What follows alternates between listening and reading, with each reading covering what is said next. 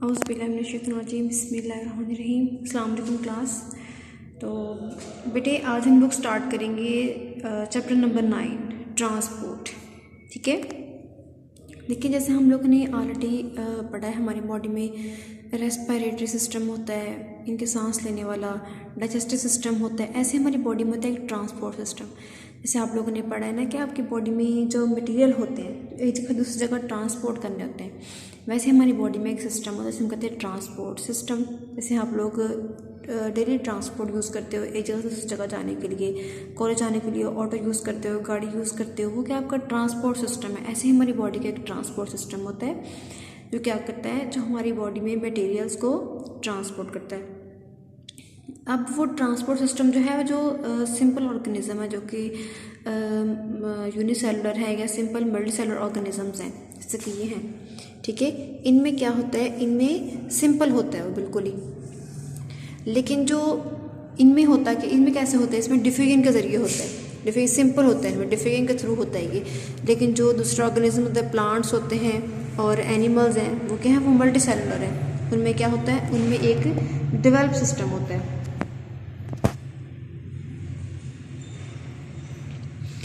हाँ जी, अब डिफ्यूजन से कैसे होता है कि इनके अंदर क्या होता है, अगर ऑर्गेनिज्म जो है वो सिंगल सेल है फ़र्ज़ करें, ठीक है, सिंगल सेल ऑर्गेनिज्म है, इसका सारे के सारी बॉडी जो होती है वो इन्वायरमेंट के साथ इंटरलिंक होती है।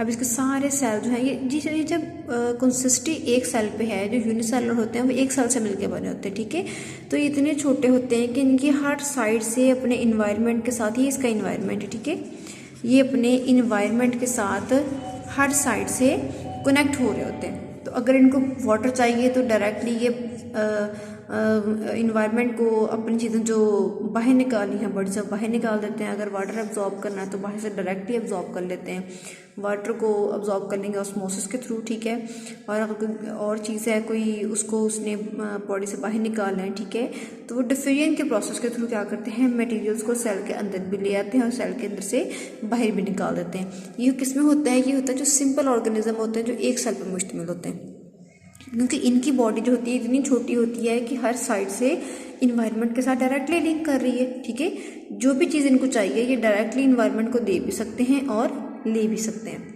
इनकी ये दीवार जो होती है बहुत पतली होती है, हर चीज़ यहाँ से डिफ्यूज़ करके बाहर भी निकल सकती है, इन्वायरमेंट से अंदर भी आ सकती है।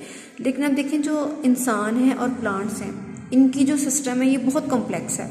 हमारी बॉडी में सांस लेने का निज़ाम अलग से है, डाइजेस्टिव सिस्टम अलग से है, हमारी बॉडी में अलग अलग सिस्टम है। जो यूनिसेलुलर होते हैं इनकी बॉडी में अलग सिस्टम नहीं होता, इनका सिर्फ एक ही सेल होता है और एक सेल में पूरी इनकी बॉडी मुश्तमिल होती है।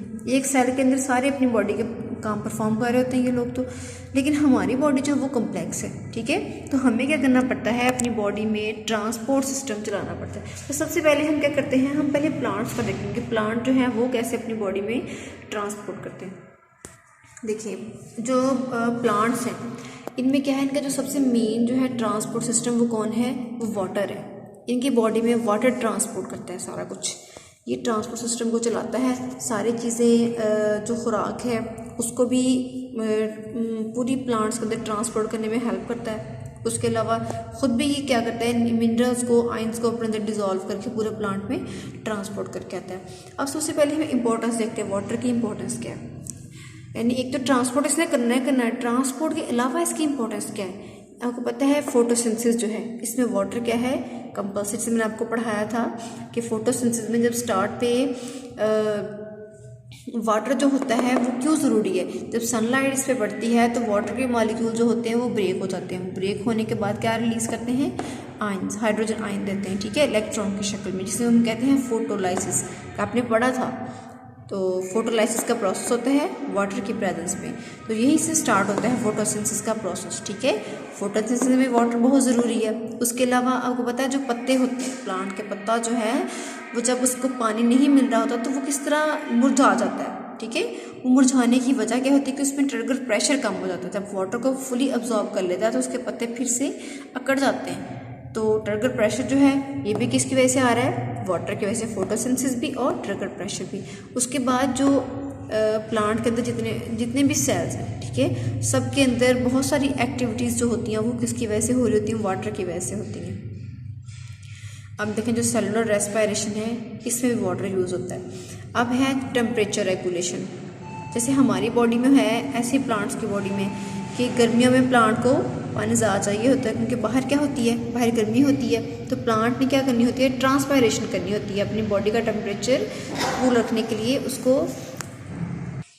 तो प्लांट क्या करते हैं, अपनी बॉडी में टेम्परेचर को मेंटेन करने के लिए टेम्परेचर रेगुलेशन करते हैं, ठीक है। यानी पानी अब्जॉर्ब किया करके अगर टेम्परेचर बाहर ज़्यादा है तो अपनी इंटरनल बॉडी टेम्परेचर को कम करने के लिए, ताकि उनके एंजाइम जो हैं वो ज़्यादा टेम्परेचर में डीनेचर ना हो जाए, ठीक है, तो वो क्या कर देते हैं, वो ट्रांसपायरेशन करते हैं, अपने स्टोमेटा के थ्रू पानी बाहर खारिज कर देते हैं। तो उससे प्लांट का जो इंटरनल टेम्परेचर है वो क्या रहता है, वो नॉर्मल रहता है।